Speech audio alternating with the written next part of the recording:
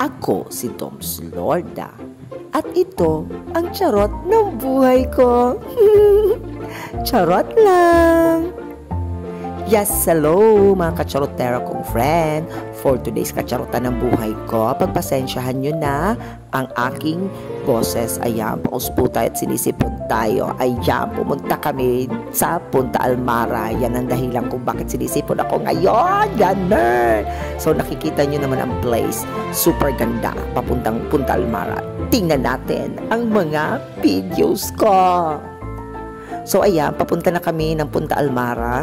Ayan, so yan yung mga kasama ko. Sa isang van kami sumakay para naman ma-refresh kami. Papunta doon, hindi masyadong pagod. Kasi pag nagmotor ka, super pagod talaga.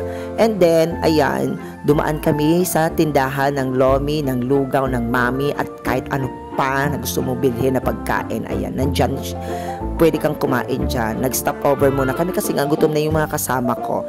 So ako, busog pa naman, kaya hindi muna ako kumain kasi ayoko nga magbiyahe ng busog. Kasi nga, pag sobrang busog na busog ka, ang hirap po magbiyaheng busog na busog. Ayan. So, maano yung tiyan ko sa biyahe. Dapat ganun. Okay. Tapos, nakikita nyo naman yung daan ng papuntang Punta Almara. Nakikita nyo na mabundok. At saka, sa gilid talaga kayo ng dagat dadaan. Paggaling dun Sol, papuntang Punta Almara, yung dadaanan nyo sa gilid talaga ng dagat. At pagkatapos naman, pagka nakalampas na kayo doon, nandun na kayo sa Piuderan, papunta ng Punta Almara, eto naman ang madadaanan nyo, yung mga bundok na magaganda. As in talaga pwede dito mag-camp.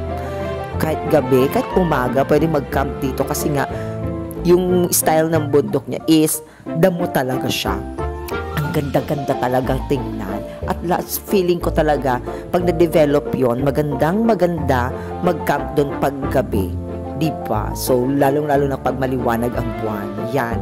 Siyempre, pagkadating namin sa Punta Almara, nag-register muna kami para naman makapasok kami at makapunta kami sa foam party. Ganon. At saka nilagyan kami ng wristband. At yan, so, pagkadating-dating na talaga namin dun sa aming cottage, nilagay ko na agad ang aking tent. Opo, bakit excited? Ang aga-aga naglagay agad ako ng tent.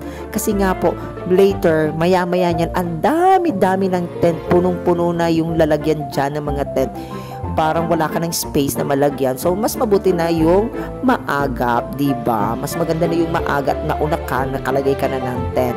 So, ayan si Micah. Siya yung tumutulong sa akin sa paglagay ng tent. Kasi nga, medyo mahirap itong tent na dala ko. Ayan. So, yan pa ay lumang klase ng tent. Hindi katulad ng mga tent ngayon na isang hila lang, nakatayo na yung tent, ganun. Ito sa akin, kailangan mo pang tusok-tusukin. Ayan. So, kailangan mo pa mag-prepare ng mga tent. Yung mga tusok-tusok pa yan na tent na yan. Ganyan. Ang hirap-hirap pagpatayo ng tent.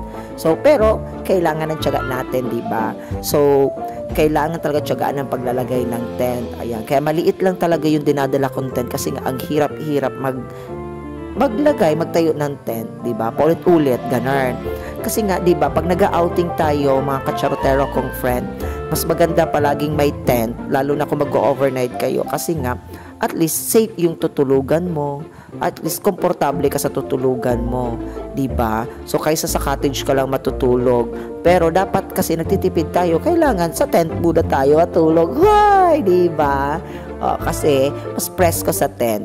Kung presko din yung panahon, pero kung ang init ng panahon, ang init din sa loob ng tent, mga kacharotero kong friend. Yan. So, syempre, prepare ko na yung mga sa loob ng tent, ilalagay ko na yung mga gamit ko dyan. Syempre, ilalagyan natin ng sapin.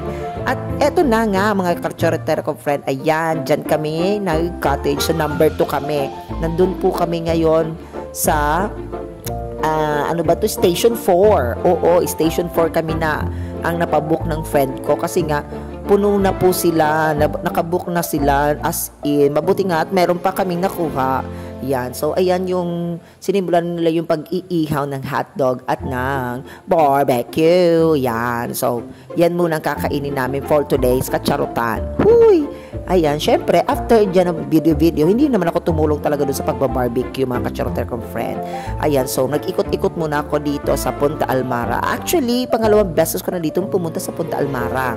So, syempre, kailangan mo pa-experience ulit yung foam party, di ba? And after that, nag-ikot-ikot, ayan, may nakita kami mga bata naglalaro ng volleyball. Kaya sumali kami sa volleyball, di ba? O, ayan, pak! Ang galing-galing ko mag-volleyball, di ba? Bonggang-bongga. Player ako ng volleyball dati. At ayan, o, di ba? O, tingnan nyo naman ang Danilo. Yung friend natin na model-modelan. Ang bilbil, itago. Charot lang. Ayan, so, yan po ang gabi.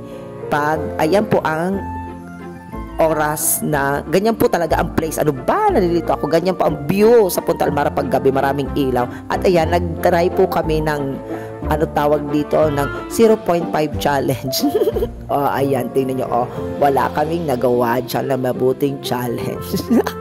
Kasi nga, hindi kami masyado marunong mag 0.5 challenge. Ayan, so inulit-ulit namin hanggang sa matuto kami, pero wala talagang nangyari. Tawa lang kami ng tawa ng mga friend ko kasi nga hindi namin nakukuha. And then, after that, ayan, party, foam party, yan. Nag-enjoy talaga kami ng gawing yan, diba? Party talaga. Marami kang friends na makakilala dyan at iba-ibang tao kung saan-saang lugar. Mamimit mo sila at magiging friend mo sila. So, party talaga dito.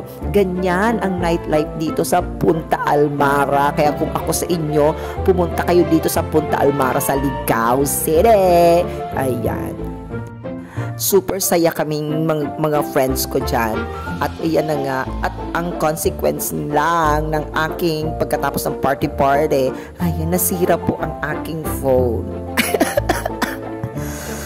Nalaglag po kasi yung phone ko sa sobrang party ko. Ayan, pagkatapos nahila ko po pababa, naapakan ko siya, kaya nga sira po yung LCD ng aking phone. Ayan, tingnan mo naman kasi kung paano ang pinagagawa nila sa akin. O sige na, babush, hanggang dito na lang. Bye!